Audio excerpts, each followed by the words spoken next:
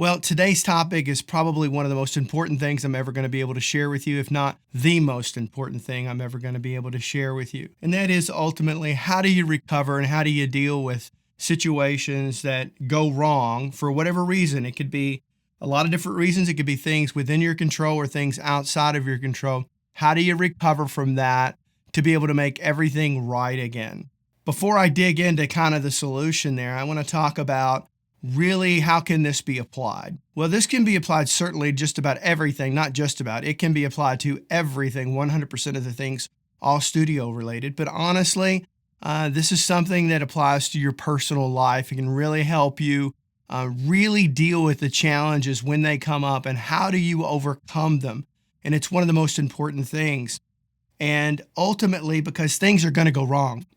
Things are going to go wrong in your studio. You could have a hard drive crash as an example. And that can be devastating when you lose everything. I remember the first time that happened to me. I think I ended up having to pay $800 or so for a data recovery company out there to recover all of my data. And they were able to successfully do it. I, of course, did everything I knew on my own. I researched every possible scenario. I bought various software applications that claimed they could do it, that none of them could.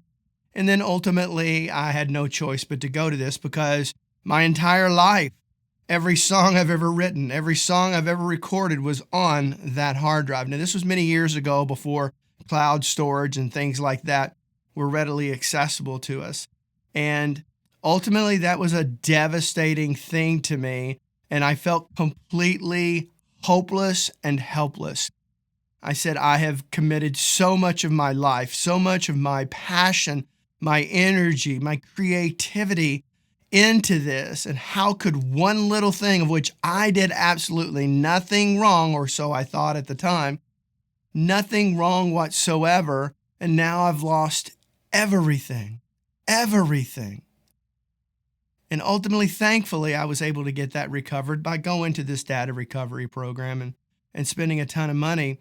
But what if that couldn't have happened? I would have lost it all. I would have lost everything. Every musician, every songwriter, every producer will tell you that there are moments in time where you capture magic, where you absolutely capture magic. And oftentimes you may not remember what you did or have that same feeling, because as a musician, everything's feeling related. And as a band, it's everyone's feelings combined and how they're interacting together and so many other things. And so, it's really important to be able to capture those moments, if not critical, vital. It's really, really important. And ultimately, who's been there? I know I have. I thought I hit record and didn't hit record. And then now I've got nothing. I'm not going to remember that again, because I am very much like that. Oftentimes, when I'm coming up with a lyric to a song, I literally come up with it on the spot. I never pre-think out lyrics. I never do that. Whatever comes to me comes off the top of my head, much in the same way this discussion is happening right now. And almost all of my videos are that way. I don't ever prepare for what I'm going to talk about. I just simply talk about things that I know and stay away from things that I don't. And so, how do you recover from losing that moment? Because everyone that's been doing this any length of time has had that happen to them for a multitude of reasons. Maybe you did hit record. Maybe you had a computer crash. It could be so many different variables. I could spend all day talking about the different variables that could cause something like that. But ultimately, it's very disappointing, basically heartbreaking, that you've poured so much into this and now you just captured a moment, or didn't capture a moment, that was, in your opinion, great, or at least great for you. Those things can be devastating. They can be. And ultimately, I think I said when I started this out, there's going to be so many things, so many different things that can happen. And how do you apply the methodology that I have learned to use over many years to really find a way to how do you recover from that? Because giving up is not an option. Giving up and just throwing in the towel is simply never an option for me. I refuse to allow that to happen, and I encourage all of you to look at it the same way.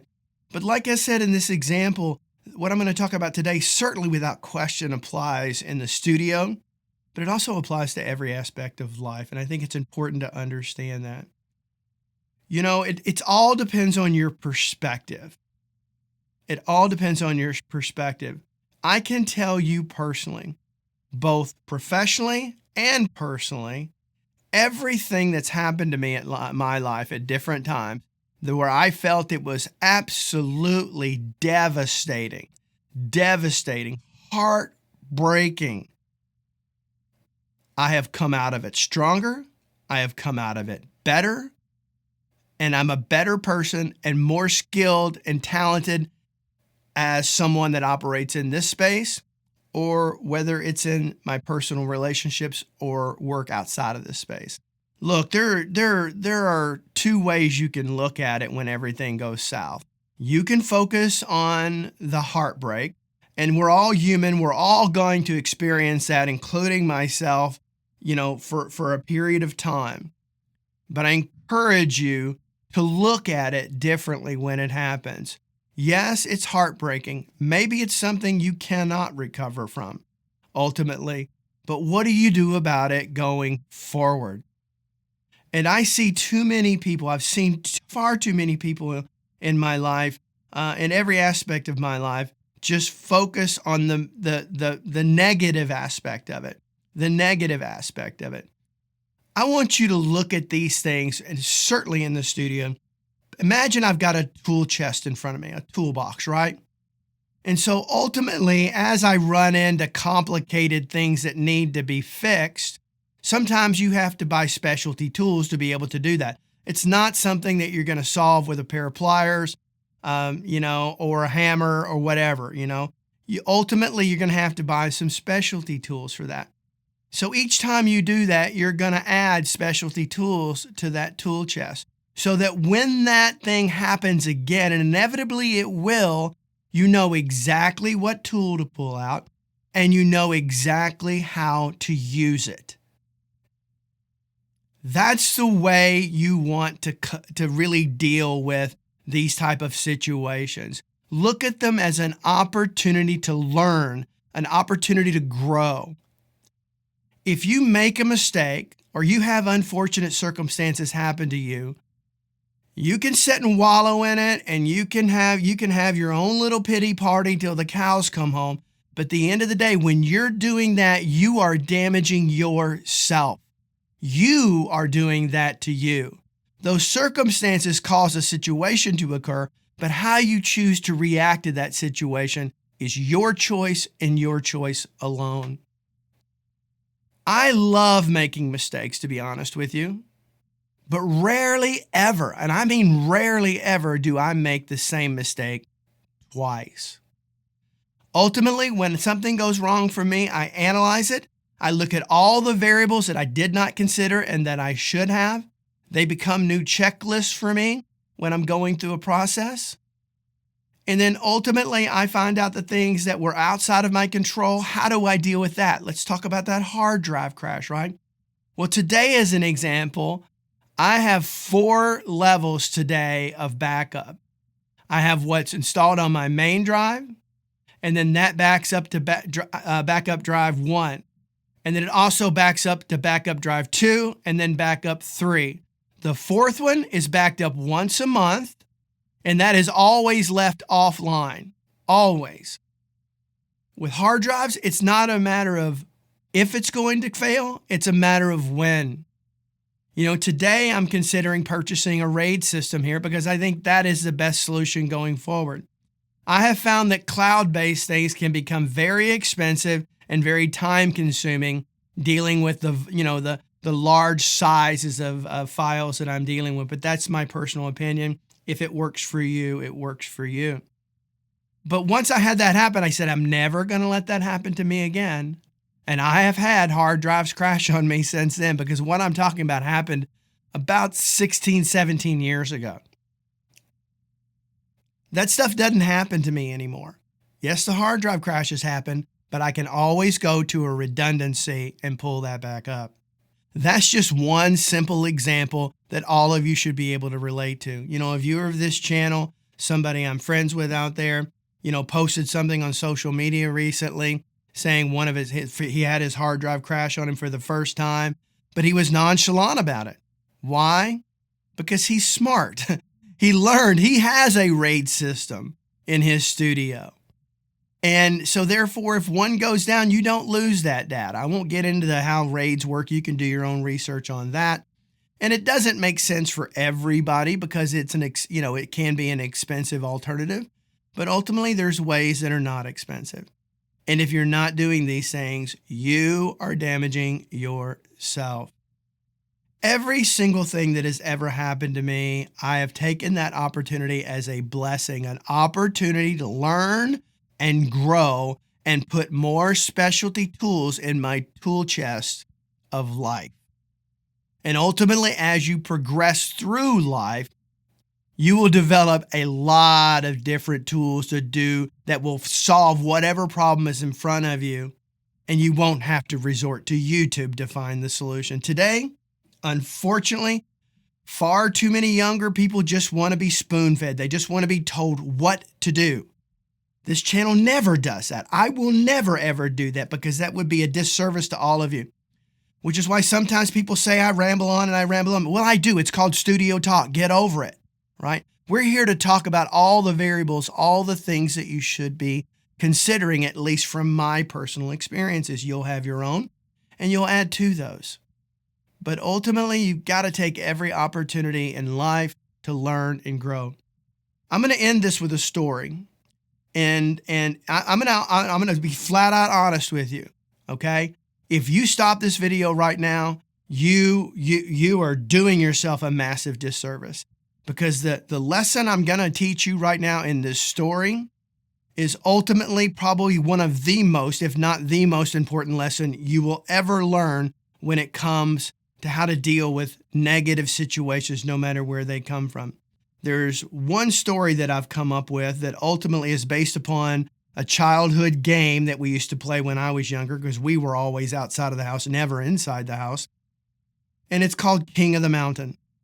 And ultimately all that is there was a dirt mound, maybe a construction site somewhere around the house where you live or something like that. All the kids would go around that and line up around the bottom of that mountain. And it's really quite simple. You'll start and everybody would race to the top, and whoever gets to the top first is de facto king of the mountain, right? We can understand that.